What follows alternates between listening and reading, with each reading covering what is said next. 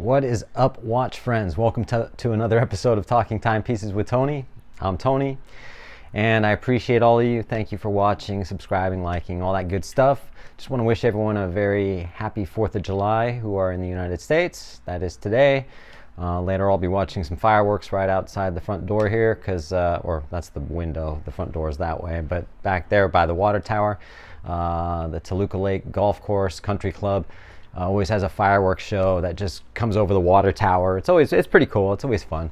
Plus you don't have to drive anywhere. You don't have to worry about parking. You don't have to worry about paying for anything. It's just right out here, so it's awesome. Anyway, gonna be doing a review of my new Tudor Black Bay 54, so let's roll the intro and we'll talk about it. Thanks. You're watching Timepieces with Tony, talking timepieces with Tony. Yo. All right, you guys. Take two. I don't usually do a take two. I usually just do it the one shot and done, but in this case there was too much distractions outside. Here we are with the Black Bay 54.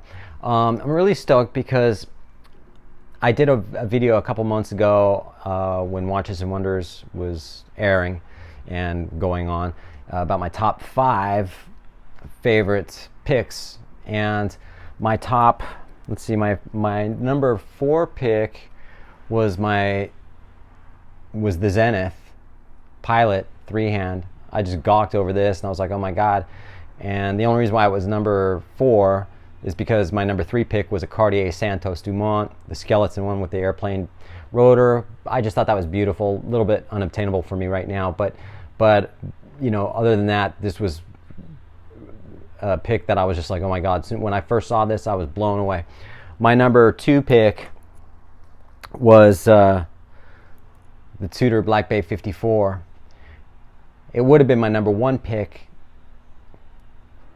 or the Zenith might have been my number 1 pick too, but the number 1 pick I did pick was Rolex GMT Master 2 two-tone.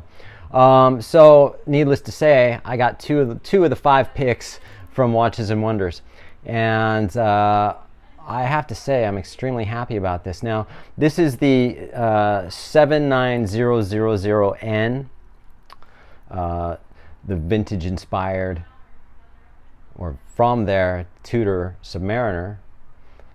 There's no anti-reflective coating on this sapphire crystal whatsoever, so it glares, but it doesn't bother me when I'm wearing it, actually, believe it or not, you know.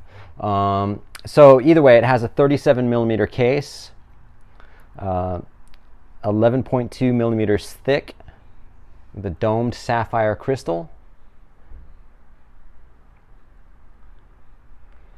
and the dial almost in itself looks a little domed. It's hard, you would never be able to see this from looking at it.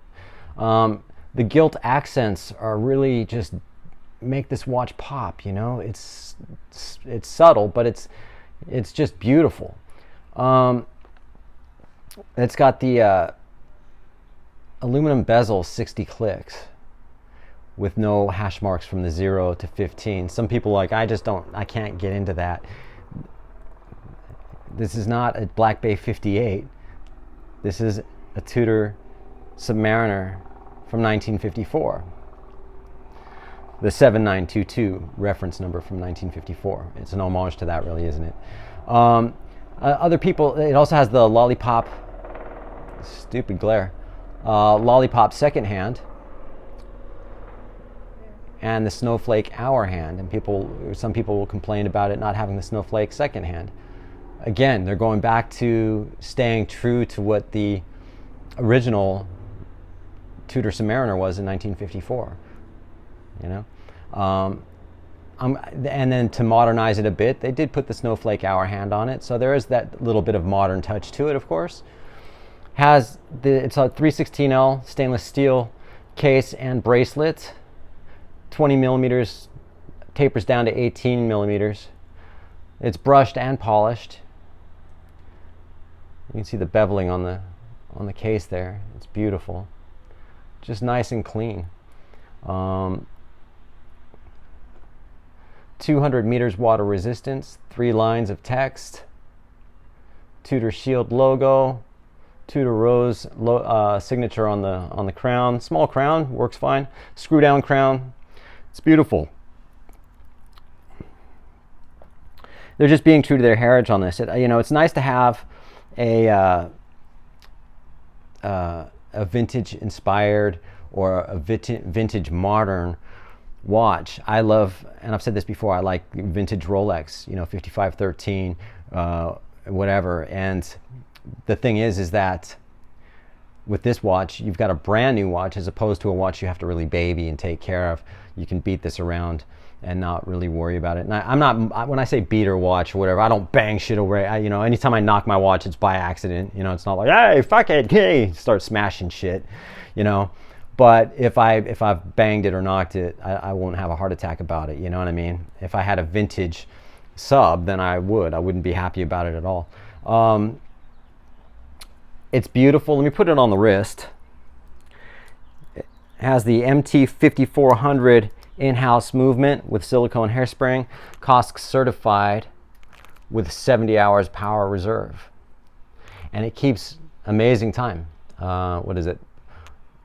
+4, -2 seconds a day, I think is what with COSC, it's weird. I know Rolex is +2, -2. That's where the superlative chronometer comes into play. But it fits on the wrist. It's comfortable. It wears really well. It has, let me take it off again. It has on the buckle the Tudor shield right here. Sorry, pop open. It also has, their T-glide system, which it's going to be very difficult to show you. But if you look here, it's got those slots. So you can just pop this open and then slide.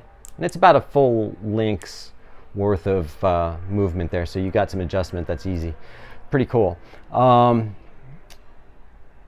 Again, like it's comfortable. When I first looked at this, again, when I first saw it, when I went into Bindi and he had it and was like, brought it out, and I was just like, oh my God. And then I'm looking at it and I'm going, oh my God, it's too small. 37 millimeters is too small. I don't know.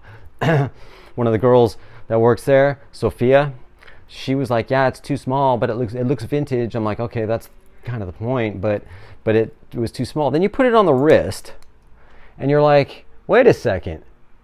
This freaking looks perfect. It just fits. I have a 6.5-inch wrist, and man, it works. And so I've had people ask me about what's this compared to like the Submariner, the 41 millimeter sub, or my GMT that's 40 millimeter, or the Black Bay 58. And I'm like, you have to try it on. I can't explain to you that it does look really small, and then you put it on, once you have it sized and you're wearing it, it just fits. It doesn't look too small at all, It really works. This is a great everyday watch, and I've been wearing it daily. I've had it now for 2 weeks, and I haven't let the time, I haven't let the power reserve run out because it's just a daily wear. This, my Zenith, and my GMT Master 2.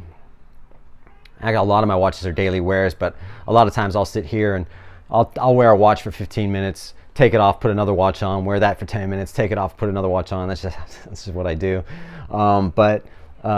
Yeah, and you don't have to worry about, it's kind of an under the radar watch. It's, it just doesn't, I don't know. It's a beautiful watch. Having said that, did I have anything else to say about it? I don't think so. I just have to thank Juan at Bindi Jewelers and Bindi in general for, being able to get me some of the watches that I've asked for. And I appreciate it. And I appreciate everyone who watches, likes, subscribes, all that good stuff. I always say that, but it's true. And for those of you, if you watch Aussie Wristwatch, they have a podcast called J&J Hacking Time. And I was a guest on that podcast this week's episode. So if you look for J&J Hacking Time, Spotify or whatever, I think you'll be able to find it. It's kind of long.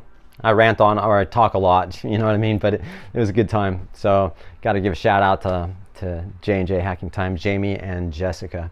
So having said that, today is the 4th of July. So everyone in the United States that are celebrating the 4th of July, I hope you're having your barbecues, your beer, and watching fireworks. We have fireworks outside here that come from Toluca Lake, the golf course, the golf club, that shoot over the Warner Brothers water tower. And that's just right out here because that's where I live. And don't have to worry about parking, driving anywhere, going anywhere, anything like that. It's just walk downstairs, out front, boom, fireworks. It's all good. Anyway, having said that, I hope you guys have a great rest of your day, 4th of July and whatever. All right, peace out.